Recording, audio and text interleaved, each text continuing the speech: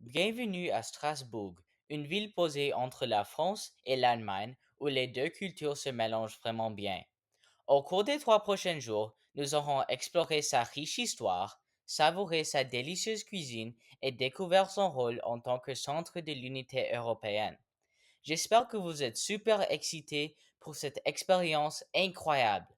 Jour 1. Histoire et charme. Le premier jour, nous commencerons par la magnifique cathédrale de Strasbourg. Elle fut construite entre le 12e et le 15e siècle. C'est un chef-d'œuvre de l'architecte gothique. Son apparence complexe et sa célèbre horloge astronomique sont vraiment impressionnantes. Nous grimperons les 330 marches jusqu'au sommet de la tour pour une vue panoramique sur la ville. Ensuite, nous nous promènerons dans le charmant quartier de la Petite France, avec des maisons à colombages, ses canaux bordés de fleurs et ses ponts beaux. Pour le déjeuner, nous mangerons une tarte flambée traditionnelle dans un Weinstub typique, une taverne alsacienne. L'après-midi, nous visiterons le musée alsacien, où des expositions sur les coutumes locales, l'artisanat et le folklore nous donneront une meilleure compréhension de l'identité unique de la région. Jour 2. Art et modernité.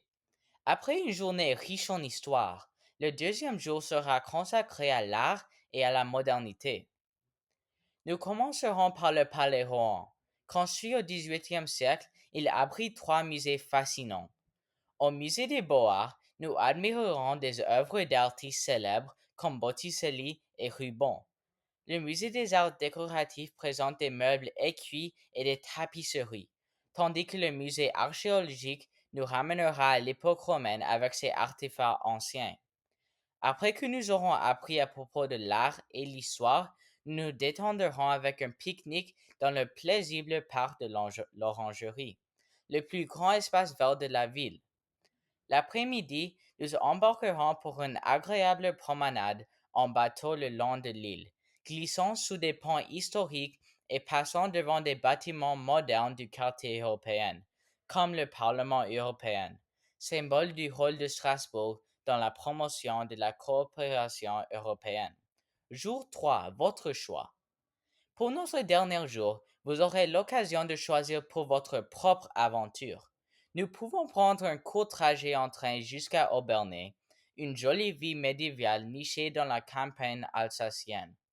Nous nous promènerons dans les rues étroites, admirerons les remparts bien préservés et visiterons une cave locale pour goûter le célèbre Riesling de la région. Alternativement, nous pouvons explorer encore le quartier européen de Strasbourg en visitant des institutions comme le Conseil de l'Europe et en apprenant le rôle de la ville dans la politique européenne.